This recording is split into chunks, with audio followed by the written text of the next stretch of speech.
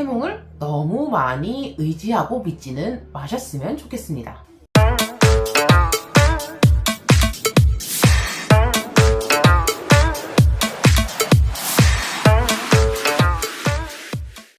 안녕하세요. 무속인 해월입니다.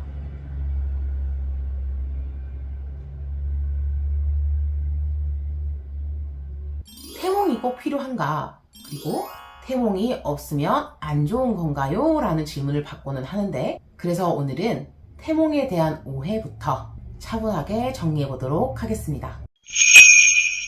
많은 분들이 흔히 착각하시는 게 태몽이 아이의 미래를 예언하는 꿈이라고 생각을 하세요.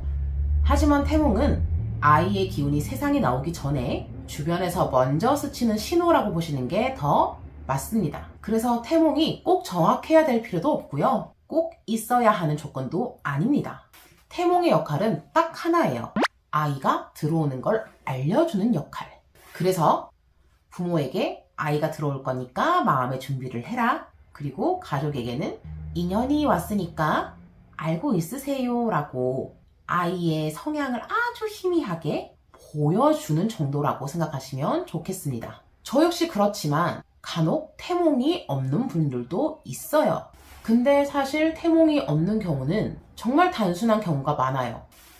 아이의 기운이 조용하거나 부모 자체가 기운이 예민하지 않은 경우, 그리고 이미 아이에 대한 마음의 준비가 되어 있는 경우에도 태몽이 없을 수 있어요.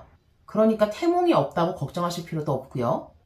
태몽이 없다고 아이에게 문제가 있거나 인연이 약한 건 아닙니다. 실제로 태몽이 없어도 잘 자라는 아이들도 굉장히 많습니다. 그리고 간혹 태몽을 타인이 꿔주는 사람들도 있죠. 태몽은요, 꼭 엄마가 꿔야 되는 건 아니에요. 오히려 친정 엄마 혹은 시어머니 또는 언니나 친구, 이런 사람들이 대신 꾸는 경우도 많아요. 이렇게 타인이 대신 꿔줄 수 있는 이유는 아이의 기운은요, 가장 먼저 열려있는 사람에게 닿기 때문입니다.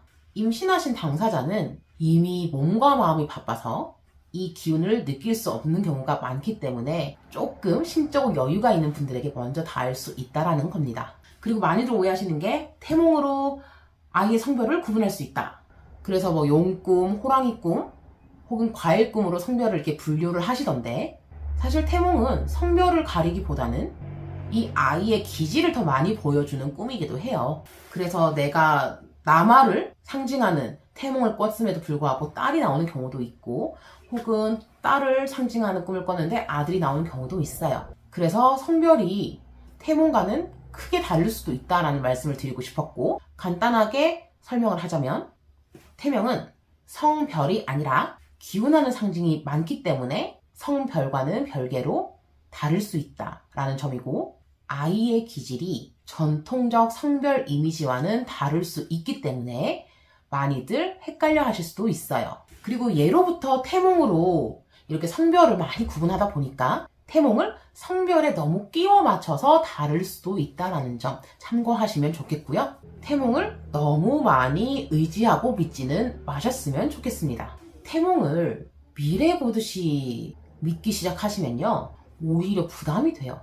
이 아이는 크게 들 팔자래, 이 아이는 기가 세대, 이런 말들이 아이에게 부담을 주고 짐이 될 수도 있습니다. 태몽은 방향의 표지판 정도로 생각을 하시고 설계도가 아니라는 점 꼭 참고하세요. 자, 그리고 태몽보다 더 중요한 게 있습니다. 아이를 맞이하는 어른들의 상태입니다.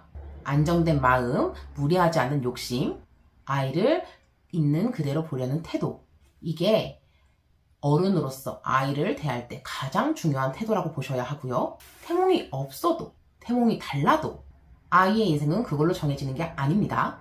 그래서 태몽은요, 있으면 참고할 수 있는 거고 없어도 전혀 문제가 없으니 불안해하지 마시길 바라고요. 태몽은 아이의 운명을 말해주는 게 아니라 인연이 시작됐다라는 신호라고 생각하시면 마음 편하실 거예요. 쉽게 말해서 태몽은 아이를 설명하는 꿈이 아니라 아이를 맞이하라는 신호에 가까우니까 너무 의미 부여하지 마시고 아이도 엄마도 편안하게 준비를 하셨으면 좋겠습니다. 오늘 영상은 여기서 끝마치고요. 저는 다음에도 재밌는 영상으로 찾아뵙겠습니다. 안녕! 안녕.